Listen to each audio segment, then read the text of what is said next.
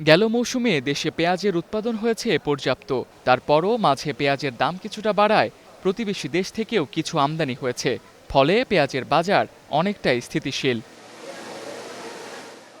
রাজধানীর পাইকারি বাজারগুলোতে প্রতি কেজি পেঁয়াজ বিক্রি হচ্ছে ৭২ থেকে ৭৪ টাকা কেজিতে এবং খুচরা বাজারে দাম ৭৫ থেকে ৮০ টাকা। ক্রেতারা বলছেন পেঁয়াজের দাম এর থেকে বাড়লে অসহনীয় পর্যায়ে চলে যাবে। এটা তো প্রতিদিনই লাগে, তাই না? এটা যদি দাম বাড়ে তাহলে তো অবশ্যই সমস্যা হবে। যদি ৭০ টাকা করে হয় তাহলে তাও তো বেশি। আমরা যদি ২৫-৩০ টাকা ৫০ টাকা করে কিনছি, ওই সময় অ্যাভেলেবেল ছিল, তখন আমাদের জন্য সুবিধা হয়েছে। আগামী ২ মাসের মধ্যে নতুন মৌসুমের দেশি পেঁয়াজ বাজারে আসা শুরু করবে। ব্যবসায়ীরা বলছেন দেশে পর্যাপ্ত মজুদ আছে, তাই মৌসুমের আগে নতুন করে পেঁয়াজ আমদানির প্রয়োজন নেই। এমনি চলতেছে, এমনি থাকলে সমস্যা হবে না।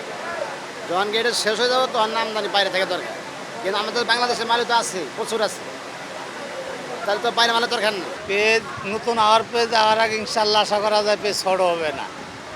কোনো জায়গার পেজ না আসলেও পেজ শর্ট এতদিন যেন হয় নাই, শর্ট আর হবেও না। বিক্রেতাদের ধারণা নতুন পেঁয়াজ আসার আগে দাম বাড়ার তেমন সম্ভাবনা নেই। নতুন যেমন না নামবো এবং আর কমবো না, আর বাড়বো না, এই বরাবর থেকে যাব।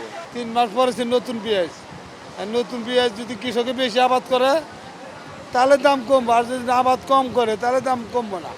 সরকার যেন কৃত্রিমভাবে তৈরি করা পেঁয়াজের সংকট মোকাবিলায় সরবরাহ নিশ্চিত করতে পারে সেই পরামর্শ দিয়েছেন বাজার সংশ্লিষ্টরা।